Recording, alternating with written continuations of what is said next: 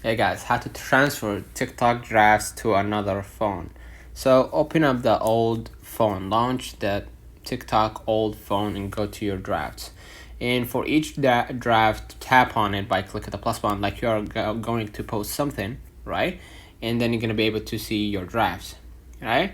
And to save it to your device by a video, select it and like save the device or using a screen recording. Use a method like cloud storage, email, or file sharing app like AirDrop, Google Drive, etc. to send in the saved videos to your new phone.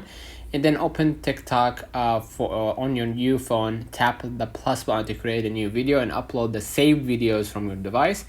And you may need to re-add sounds, effects, or captions. That won't take you a while. Keep in mind that you won't have access to the original drafts, but you can recreate them from the saved videos. So let me know in the comments of this video. Hope you don't forget to like and subscribe.